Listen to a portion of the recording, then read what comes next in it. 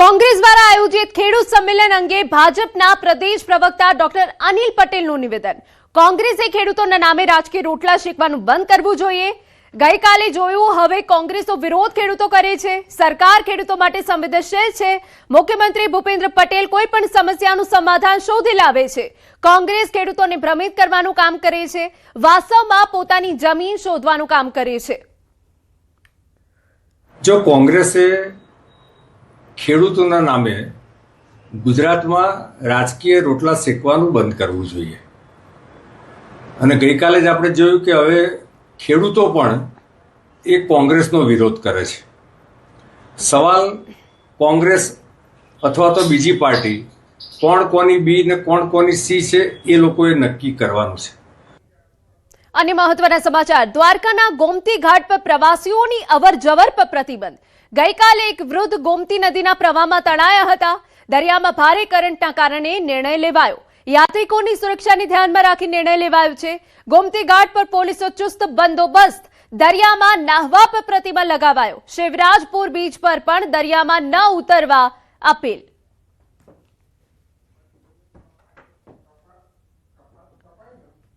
તમામ વૈષ્ણવો, તમામ ભક્તો, તમામ યાત્રુઓ જે પણ અહીંયા દર્શનાર્થે પધારે છે, પોતાની સુરક્ષા માટે પોતે જ અવેર રહી અને સલામત સ્થળે રહી અને ગોમતીજીના દર્શન કરે, ગોમતીજીમાં સ્નાન કરે અને દરિયાના ઊંડાણના ભાગે પ્રવેશ ન કરે એવી તમામને વિનંતી કરું છું, અપીલ કરું છું। આ સિવાય આપણે જ્યારે ગોમતી ઘાટ સિવાય શિવરાજપુર બીચ ખાતે પણ નાહવા માટે જતા હોઈએ છીએ, એમાં પણ અત્યારે માનનીય કલેક્ટર સાહેબના જાહેરનામાથી પ્રતિબંધ કરવામાં આવેલ છે। અને હવે સમાચારમાં આગળ વાત કરીએ ચોમાસાને બ્રેક।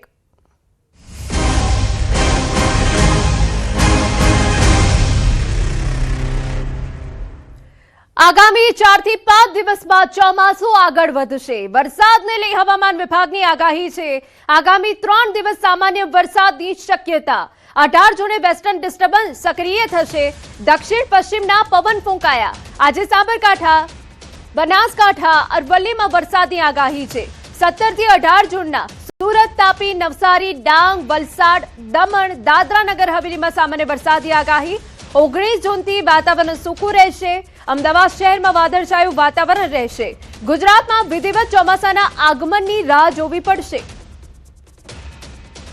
16 जून से लेकर 18 जून तक हल्का से मध्यम बरसात होने का संभावना रहेगा। आज जो डिस्ट्रिक्ट हम हल्का से मध्यम बरसात के लिए पूर्वानुमान दे रहे हैं, इसमें बनासकांठा, साबरकांठा और अरवल्ली के लिए दिया गया है।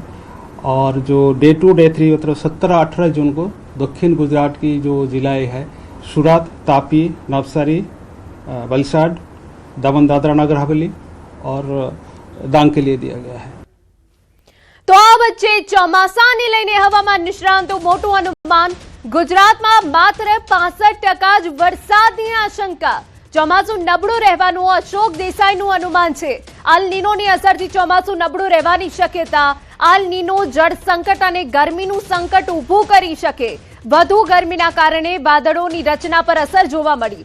સામાન્ય 4 થી 5ની સામે એક મહિનામાં 10-12 વેસ્ટર્ન ડિસ્ટર્બન્સ જોવા મળ્યા। 22 થી 26 જૂનમાં ચોમાસાનું આગમન થવાના સંકેત।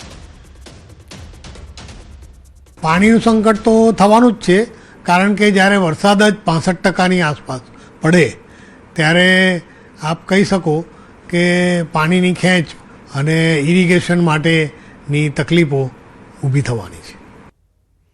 ઉત્તર ગુજરાત, કચ્છમાં પશ્ચિમ વિક્ષેપના કારણે વરસાદ રહેશે। દક્ષિણ ગુજરાતમાં સામાન્ય કરતા 30% ઓછો વરસાદ પડી શકે। સૌરાષ્ટ્ર અને મધ્ય ગુજરાતમાં અલ નીનોની અસર વધુ રહેશે। હજુ પ્રી મોન્સૂન એક્ટિવિટી જોવા નથી મળી। જાન્યુઆરીથી જે પશ્ચિમી વિક્ષોભ કે જે WD કહેવાય છે, વેસ્ટર્ન ડિસ્ટર્બન્સ, એની સંખ્યા બમણી થઈ રહી છે। જે શરૂઆતમાં ગત વર્ષોમાં 4 થી 5 માસિક આવતા હતા, એને બદલે અત્યારે કમસે કમ 10 થી 12 નોંધાયા છે। અને એના કારણે જે ગલ્ફ વોર હતી એની બી આ અસરો હોઈ શકે। ગાજવીજ સાથે જ્યાં સુધી પ્રી મોન્સૂન એક્ટિવિટી સ્ટાર્ટ ના થાય ત્યાં સુધી ચોમાસાની આગોતરી આગાહી કરવી બહુ કઠિન અથવા મુશ્કેલ છે। કારણ કે જે અત્યારે 22 થી 26માં ગુજરાતમાં ચોમાસું પ્રવેશશે એવી IMD MOUSની આગાહી છે, પરંતુ એમાં પણ ત્રુટિ થઈ શકે છે.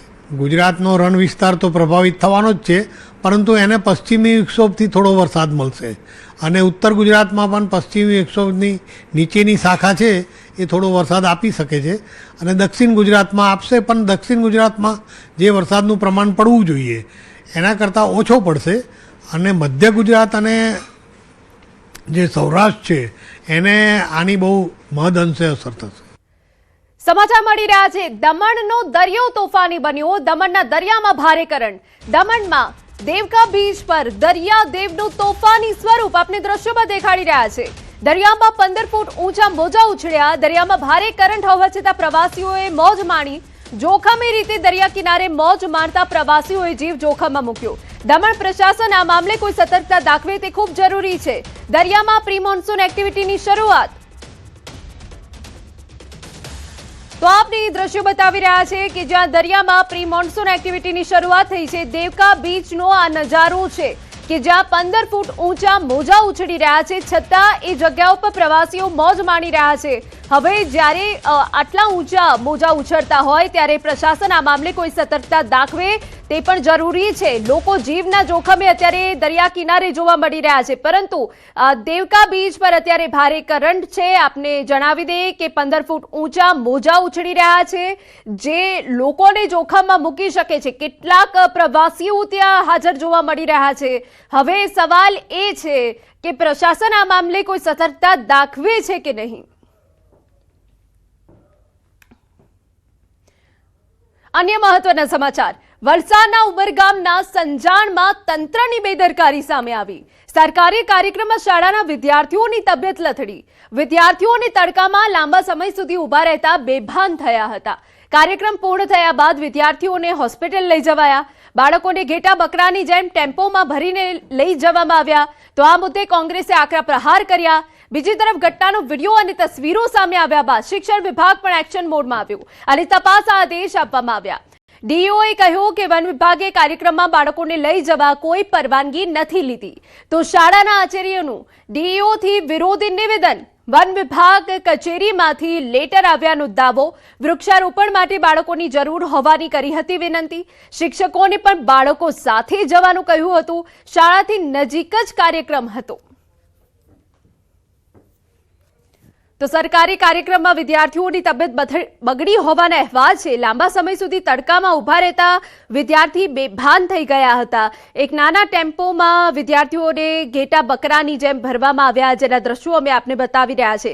સરકારી કાર્યક્રમમાં બાળકોની સુરક્ષાને લઈને અહીંયા સવાલ ઊભો થયો છે.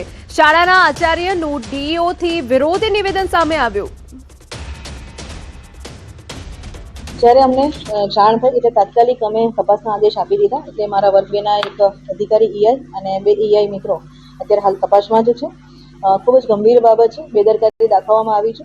વિદ્યાર્થીઓના જોખમ ઊભું થાય એવું કાર્ય થયું છે.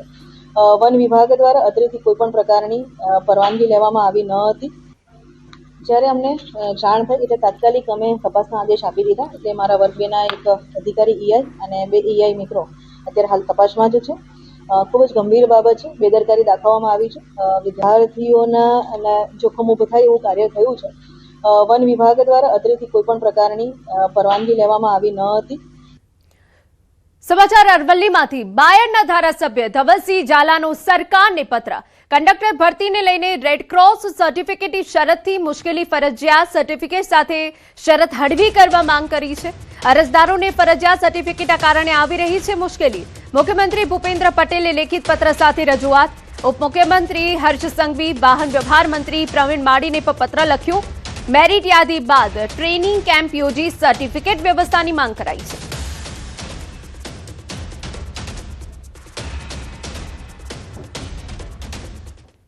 રાજકોટના જેતપુરના પેઢલા ગામમાં પાણીની ટાંકી છેલ્લા 2 વર્ષથી શોભાના ગાંઠિયા સમાન.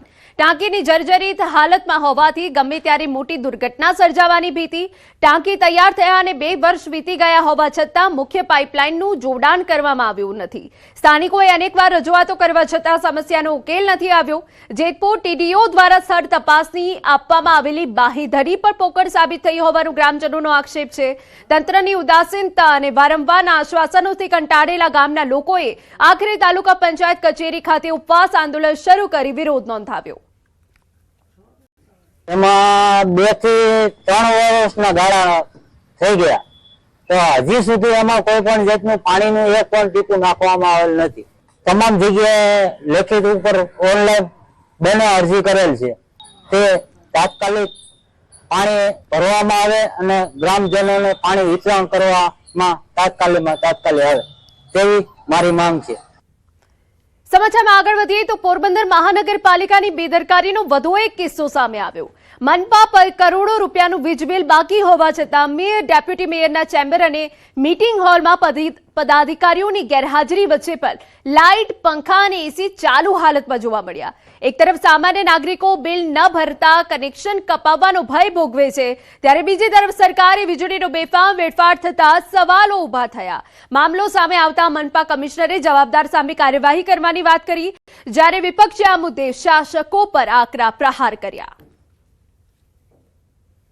એક મહાનગરપાલિકા જ નહીં પણ જિલ્લા પંચાયત, તાલુકા પંચાયત, કલેક્ટર ઓફિસે બધે જ સેમ આ જ પ્રોબ્લેમ છે કે અધિકારીઓ કે હોદ્દેદારો હોતા નથી અને એસી, પંખા, લાઇટ બધું જ ચાલુ હોય છે. ખરેખર અરજદારો છે એ તડકે શેકાય છે.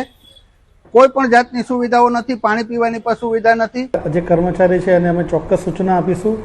વધુમાં જણાવવાનું કે વીજળીનો જે સૂર્યપ્રકાશનો વધારેમાં વધારે ઉપયોગ થાય એ માટે આપણે જે આ જે બાંધકામ છે, મકાન છે, એની છત પર આપણે સોલાર પેનલ લગાવેલી છે. એ બધી સોલર એનર્જીથી ચાલે અને વીજળીનો બચત થાય એ માટેની આપણે પ્રક્રિયાઓ કરવામાં આવેલી છે.